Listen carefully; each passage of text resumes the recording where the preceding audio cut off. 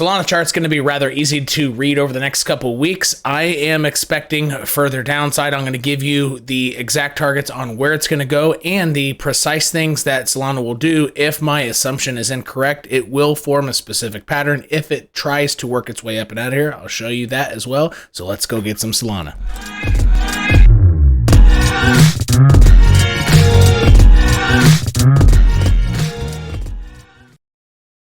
I'm going to take off the EMAs that I have on here right now. The EMAs that we will be using for Solana's purposes are the 4-hour 10 EMA and the daily 10 EMA. I have them in form of an EMA fill so that you can see how large the bearish force field is. Like, the wider the river, the more in control the bears are. And if price peeks its head in here while this force field, so this red area, is still wide, it's very likely that the bears will win after that on the next oscillation down. Does that make sense? But for now, I'm going to take those off. Again, those were the 4-hour 10 and the daily 10. They should probably be what you're using on Solana right now for EMAs and on short-term time frames. Okay, in general terms, if Solana cannot get back above 39.80, then the bears essentially are in control on this move.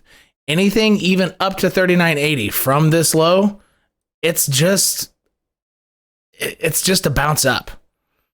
And if it goes all the way up there, I personally would say that it's going to get the beat down from that line. Throw the EMAs back on, hopefully.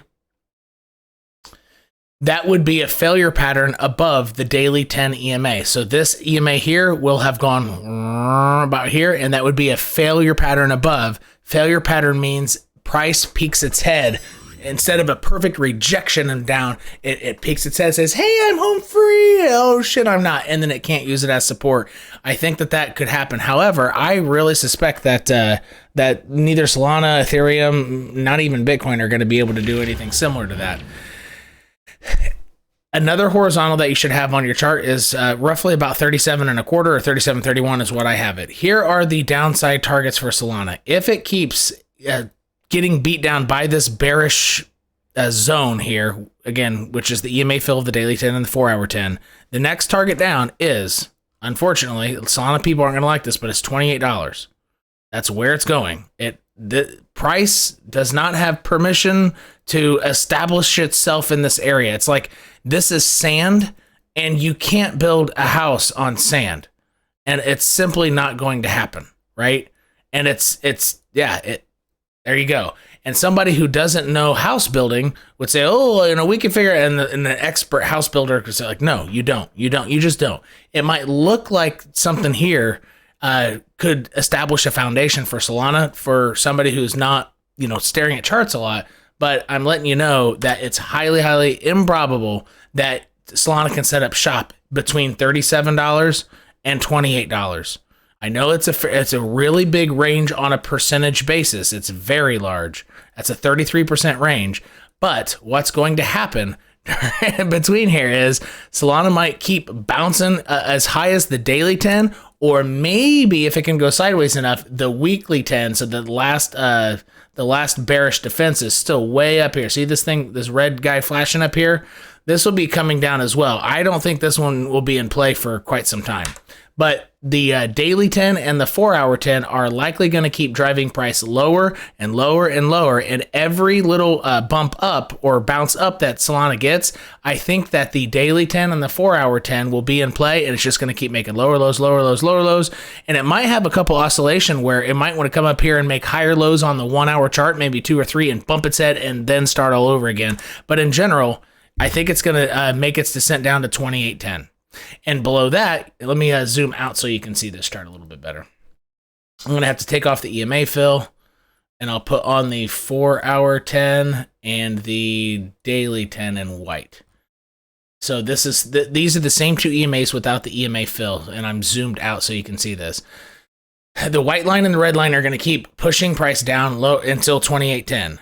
And then it might make a bounce up for a lower high. And then if Bitcoin keeps going down, your next pit stop is 2043. Similar to how there's no way to build a house or a base between here. There's nothing here either. And then you have another, this is not good for Solana because it went up so fast and it didn't establish a bunch of areas of support during its bull run. I mean, it's going to accelerate to the downside rather quickly during larger, red days on Bitcoin. So make sure you have these horizontals. I'm going to point at it. You need this one on your chart, even though it might not be in play. You need 3731 on your chart. Here, let me get rid of these guys. I kind of doubled it up. There you go. You need 1, 2, 3, 4 horizontals on your chart.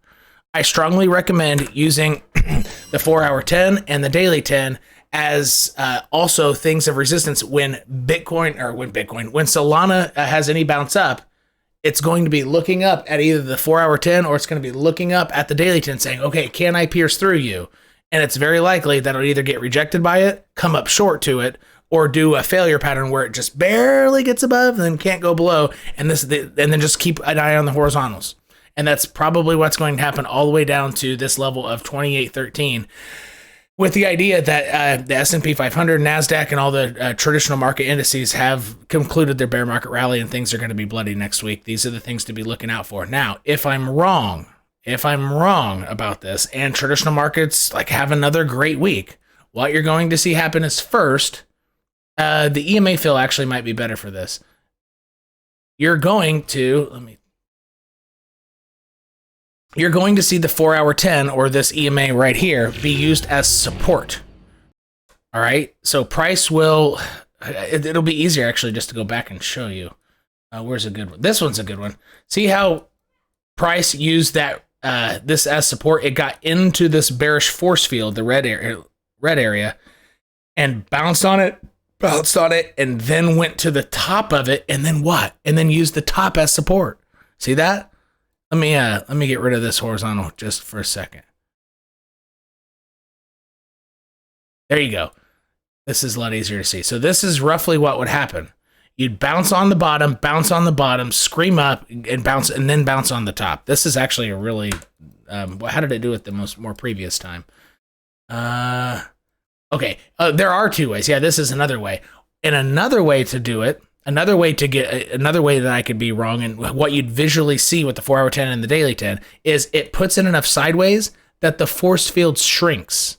So now, just by going sideways, the bearish strength was reduced. So the bearish strength right here was strong, right? Because the force field was wide. The river was wide. So that means the bearish strength was strong. And the bulls, they didn't try to punch out or knock out the bears. They just bled the bears to death and beat them with endurance. And once the bears' lungs and they were just gassed like in a fight, then the bulls decided to go off. Do you see that? No bullish pressure until they just wore out the bears. And you can see that by the distance, by how thick this red area is. So either by going sideways and shrinking the bearish force field, or by bouncing on the bottom of the force field, zooming up to the top, and then using the top. Those are the 2, actually, that's perfect. I didn't realize it was actually going to be the last 2 ways, but those are the 2 most common ways that that a price of even Bitcoin and Ethereum, how they work themselves out of a bearish move. And I'm going to throw on these horizontals one more time so you can see, for anybody who wants to take a snapshot of this. Here we go. And these are all the things that I'm using, and downside targets of 2813 right here. This is very, very short-term price action. And hopefully I've shown you how Solana will move in the conditions that it does go down. And I've shown you how Solana will move if I'm incorrect and the traditional markets do go up next week and continue their rally, potentially to all-time highs. And I've shown you how it could just go sideways, and what that means is actually bullish. More sideways, the better, and the bearish force field will be shrinking. So click this video right here if you haven't watched how I think Bitcoin will be moving over the weekend into the early Monday and Tuesday, and click this video right here if you want to check out an Ethereum price action video. We'll see you later.